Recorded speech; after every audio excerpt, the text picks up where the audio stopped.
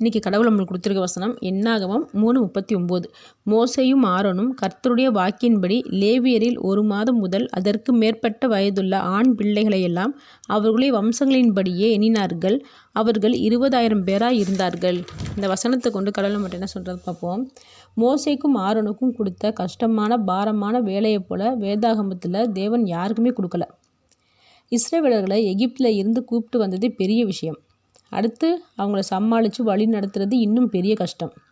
இதில் கடவுள் ஆண் பிள்ளைகளை தனியாக எண்ணு, அதுக்கப்புறம் முதல்ல பிறந்த ஆண் குழந்தைகளை எண்ணு, அதுக்கப்புறம் முதல்ல பிறந்த ஆடு மாடு இதுகளை பிரித்தெடு, அதுக்கப்புறம் ஆசாரிப்பு கூடாரத்தில் திரைச்சீலை, சாட்சி பெட்டி, தட்டு, தூபக்கரண்டி, இப்படி இந்த எண்ணாகும் புத்தகத்தில் மோசேவும் ஆரோனும் எவ்வளவோ வேலை செஞ்சுருக்காங்கன்னு நம்ம பார்க்க முடியும்.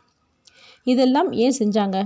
தேவன் மோசேவையும் ஆரோனையும் இந்த உலகத்துக்கே ராஜாவை ஆக்கப்படுன்னு சொன்னாரா? இல்லையே.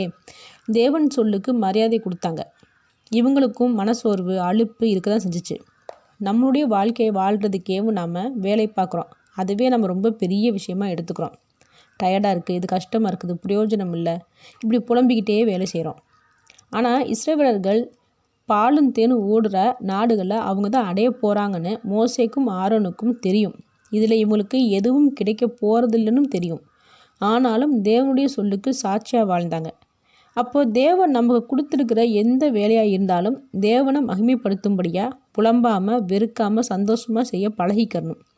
இப்படி நம்ம செய்யும்போது நாமளும் தேவனை கனம் பண்ணுறோம்னு அர்த்தம்.